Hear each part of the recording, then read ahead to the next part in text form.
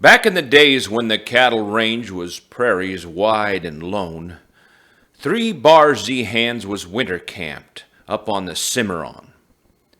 Their callin' names was Booger Bill, Pinto Pete, and Tug.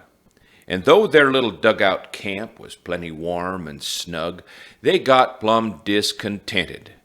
For with Christmas drawin' near, they couldn't find no prospects and no kind of Christmas cheer.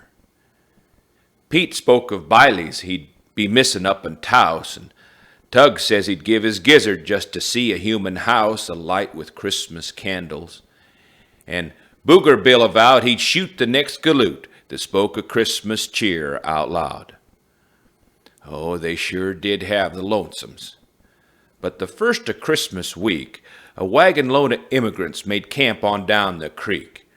And they'd just come out from Missouri and was headin' further west and had to stop a little while to give their team a rest.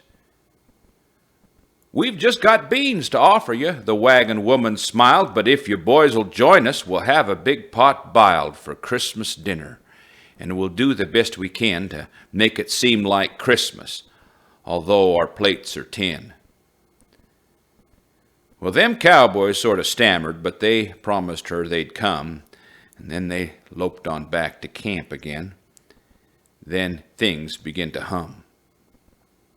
They whittled with their pocket knives and sewed with rawhide threads. They hammered and they braided and raveled ropes to shreds. And they butchered out a yearling and made a big old roast and scratched their heads to figure out what them kids would like the most.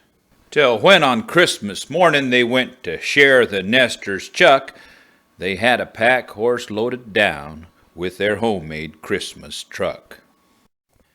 Bandana dolls for the little girls, with raveled rope for hair, and whittled wooden guns for the boys, and for each kid a pair of rough-made rawhide moccasins.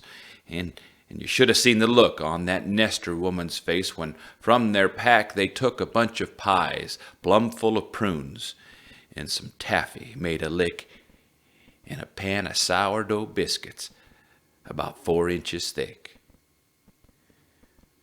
Well, that ain't the total of the tally, but it sort of gives the view of what 3 lonesome cowboys figured out to try to do to cure the Christmas lonesomes up on the Cimarron amid wild cattle and cactus.